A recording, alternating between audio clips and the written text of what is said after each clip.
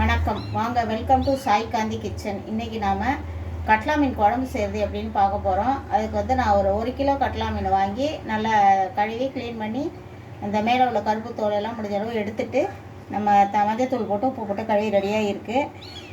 இதை வந்து நம்ம இதுக்கு தேவையான பொருட்கள் ஃபஸ்ட்டு பார்த்துடலாம். தாளிக்கிறதுக்கு சாம்பார் வெங்காயத்தை இந்த மாதிரி பொடி பொடியாக கட் பண்ணி வச்சுக்கணும். வெந்தயம் 1 ஸ்பூன் எடுத்துக்கணும். இது வந்து இந்த கருவடம்னு சொல்லுவோம்ல, வெங்காய வடகம், அது தேவை. வீட்டில் இருந்தால் எடுத்துக்கோங்க, ஆப்ஷனல் தான். இது போட்டால் நல்லா மணமாக இருக்கும் குழம்பு. இது கருவேப்பிலை தேவையான அளவு. இது வந்து மசாலா பொருட்கள் என்னென்னா, புளி வந்து ஒரு எலுமிச்சம்பழத்தை விட கொஞ்சம் பெருசாக புளி, ஏன்னா நம்ம மாங்காய் போடுறோம், அதனால் வந்து புளி கொஞ்சம் கம்மியாக இருந்தால் கூட அந்த மாங்காய் வந்து பேலன்ஸ் பண்ணும். இதுக்கு இந்த மாங்காய் போட்டு குழம்பு வச்சா வாசனை நல்லாயிருக்கும். இது வந்து ஒரு 5-6 சாம்பார் வெங்காயத்தை இந்த மாதிரி தோல் உரித்து ரெடியாக வச்சுக்கலாம். தேங்காய் வந்து ஒரு 3 ஸ்பூன் தேங்காய் எடுத்து வச்சுக்கலாம். இந்த குழம்பு மிளகாய் தூள் தான் எடுத்திருக்கேன். இதுக்கு நான் ஒரு 3 பெரிய இந்த குழம்பு மிளகாய் தூள் தான் எடுத்திருக்கேன். பெரிய ஸ்பூனில் 3 ஸ்பூனுக்கு 3.5 ஸ்பூன் எடுத்திருக்கேன். ஒரு 10 சாம்பார் வெங்காயத்தை இந்த மாதிரி சின்ன உரித்து ரெடியாக வச்சுக்கணும். ஒரு 3 ஸ்பூன் தேங்காய் எடுத்துக்கலாம். தேங்காய் துருவி ரெடியாக இருக்குது. இதுக்கு தேவையான உப்பு, மாங்காய் வந்து ஒரு 3 ஸ்லைஸ் எடுத்து வச்சுருக்கேன். இந்த புளியை வந்து நம்ம ஏற்கனவே ஊற வச்சு இந்த மாதிரி கரைச்சி ரெடியாக வச்சுருக்கேன். இந்த அளவு புளி தான் நான் எடுத்திருக்கேன். நல்லா கல் உப்பு போட்டு வெந்நீர் ஊற்றி நல்லா கரைச்சி ரெடியாக வச்சுக்கோங்க. இதுக்கு வந்து தேவையான மஞ்சத்தூள் ஏற்கனவே போட்டு அரைச்சிருக்கோம், இருந்தாலும் ஆப்ஷனல் தான், கொஞ்சம் வச்சுக்கலாம். இப்போ வந்து எப்படி குழம்பு தாளிக்கிறது அப்படின்னு ஃபஸ்ட்டு பார்த்துடலாம். அடுப்பை பற்ற வச்சிடலாம். நல்லா பெரிய எண்ணெய் வடகா வைங்க, அப்போ தான் வந்து குழம்பு கொதிக்கிறதுக்கு நல்லா வசதியாக இருக்கும். இப்போ பாத்திரம் காயட்டும்.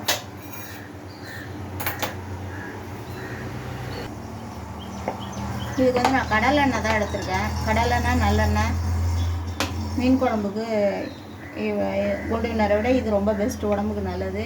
நீங்கள் வீட்டில் என்ன இருக்கோ அதை யூஸ் பண்ணிக்கோங்க. வெங்காயம் வதங்குற அளவுக்கான எண்ணெய் ஊற்றிக்கலாம்.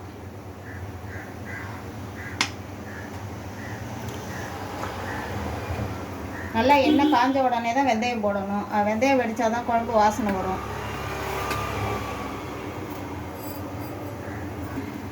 இப்போ வந்து எண்ணெய் நல்லா காஞ்சிடுச்சு. இப்போ நம்ம வெந்தயத்தை போடுறோம். வெந்தயம் வந்து நல்லா வெடிக்கணும். வெடித்தோடனே டக்குனு சிம்மில் மாற்றிக்கோங்க.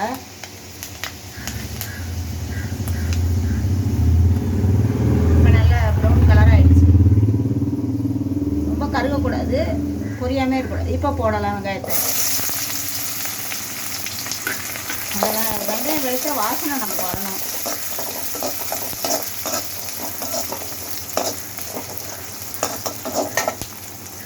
இதில் கொஞ்சமாக உப்பு போட்டுங்க, சீக்கிரம் வதங்கும்.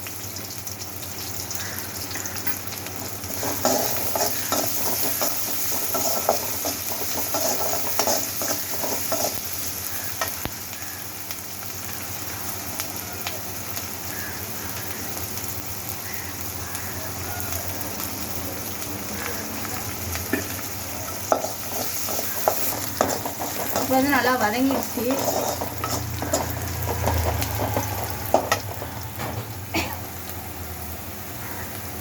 இது வதங்கிட்டு இருக்கும்போது ஒரு கொத்து கருவேப்பிலை போட்டுக்கலாம்.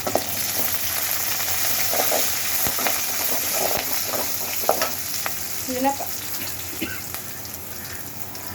இந்த கருவடை வந்து வெங்காய வடகம் வந்து இந்த கொஞ்சோண்டு வாசனைக்கு நம்ம போடுறோம். வீட்டில் இருந்தால் போட்டுக்கோங்க, இல்லைன்னா ஒன்றும் இல்லை. மீன் குழம்புக்கு ஒரு நல்ல மணத்தை கொடுக்கும்.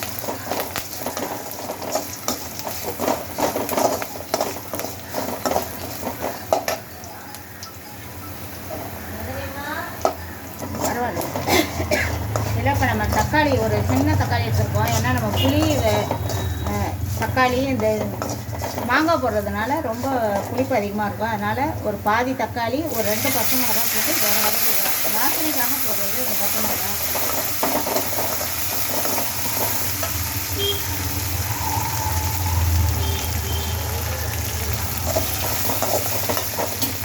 அப்புறம் நம்ம மிளகாத்தூள் போட்டுடலாம். இதுக்கு தேவையான உப்பு ஃபஸ்ட்டு போட்டு, இந்த குழம்புக்கு தேவையான உப்பை இப்போயே போட்டுடலாம்.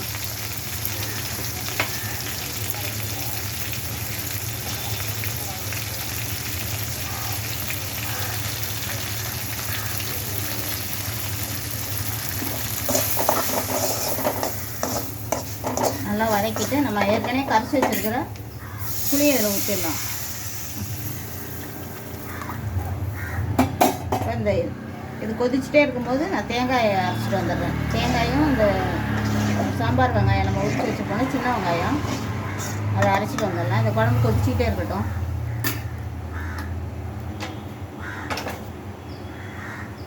இப்போ நம்ம ஒரு மூணு ஸ்பூன் தேங்காய், சின்ன வெங்காயம் ஒரு 10 வெங்காயம் அது உரிச்சு வச்சுருக்கிறத இதில் போட்டு நல்லா ஃபைன் பேஸ்ட்டாக அரைச்சிட்டு வந்துடலாம்.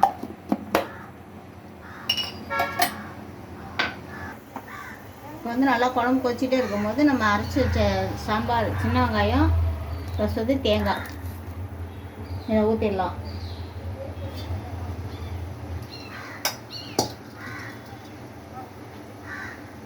இது குழம்பு நல்லா டேஸ்ட்டாக இருக்கும், வாசனை நல்லாயிருக்கும். சின்ன வெங்காயம் சேர்க்கறதுனால குழம்பு டேஸ்ட்டாக இருக்கும். பெரிய வெங்காயம் இதுக்கு தாளிக்கக்கூடாது. சாம்பார் வெங்காயம், சின்ன வெங்காயம் தான் இதுக்கு வந்து அரைச்சி போடுறதுலேருந்து தாளிக்கிறதுலேருந்து யூஸ் பண்ணணும். இந்த கட்லா மீன் வந்து உடம்புக்கு ரொம்ப நல்லது. இதில் இதயத்தை ஆரோக்கியமாக மேம்படுத்தும்.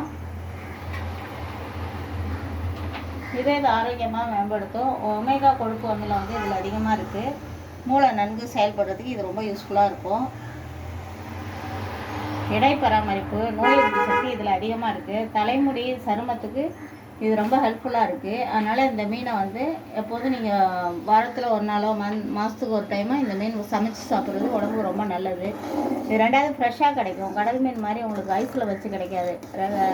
டைரெக்டாக நம்ம வாங்கிக்கலாம், உயிரோட கூட வாங்கிக்கலாம். இந்த மீனை இது சமைச்சு சாப்பிடுங்க. இது வந்து மாங்காய் போட்டு ஒரு ரெண்டு துண்டு மாங்காய் போட்டு செஞ்சிங்கன்னா நல்லா வாசனை நல்லாயிருக்கும். மாங்காய் போட்டு நல்லா கொதித்த பிறகு அந்த மாங்காயை எடுத்து தனியாக வச்சுருங்க. இல்லைன்னா அது மாங்காய் கரைய புளிப்பு அதிகமாகிடும் குழம்புல. எப்போ மீன் குழம்பு வச்சாலும் மாங்காயை வந்து போட்டு நல்லா கொதித்து அந்த வாசனை அதில் இறங்கின பிறகு தனியாக எடுத்து வச்சுருங்க மாங்காயை. இது வந்து இப்போயே புளிப்பு, காரம் எல்லாம் டேஸ்ட் பார்த்துக்கோங்க. இது இப்போ நம்ம போட்டிருக்கிற அளவு வந்து எல்லாம் சரியாக இருக்குது. மிளகாத்தூள் வந்து நீங்கள் குழம்பு மிளகாய்த்தூள், வீட்டில் உள்ள குழம்பு மிளகாய்த்தூளை காரத்துக்கு தகுந்த மாதிரி யூஸ் பண்ணிக்கோங்க. கொதித்த பிறகு நம்ம மீன் போடணும். இன்னும் கொதிக்கணும், குழம்பு தளன்னு கொதிக்கணும். இந்த மாதிரி கொதிப்பு அடங்கி தளன்னு கொதிக்கும் போது தான் அந்த மீன், மாங்காய் எல்லாமே போடணும்.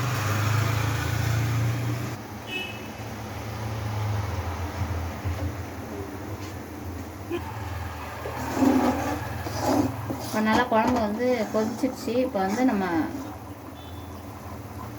மாங்காயை போடலாம். மாங்காயும் மீனும் இப்போயே போட்டுடலாம். ஏன்னா மாங்காய் வேகிறதுக்கு டைம் எடுக்கும்.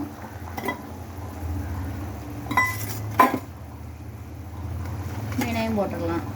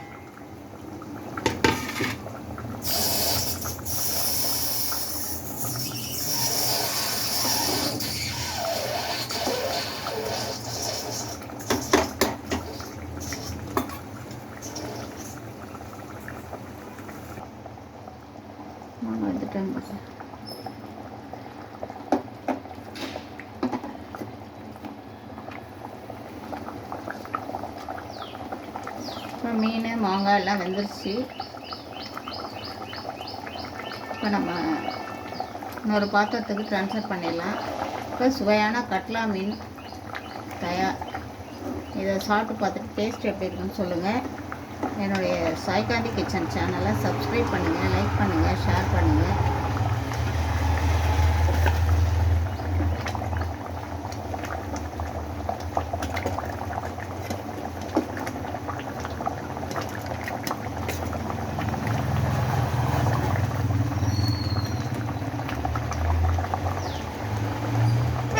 இதே டேஸ்ட்டில் நீங்கள் குழம்பு செஞ்சீங்கன்னா நான் வாசனை ரொம்ப மனமாக இருக்கும் குழம்பு. சுவையான கட்லா மீன் குழம்பு ரெடி. இதை சாப்பிட்டு பார்த்துட்டு டேஸ்ட் எப்படி இருக்குன்னு கமெண்ட் பாக்ஸில் எழுதுங்க. என்னுடைய சாய்காந்தி கிச்சன் சேனலை சப்ஸ்கிரைப் பண்ணுங்கள், லைக் பண்ணுங்கள், ஷேர் பண்ணுங்கள். இன்னொரு ஆரோக்கியமான வீடியோட உங்களை நான் சந்திக்கிறேன். நன்றி, வணக்கம்.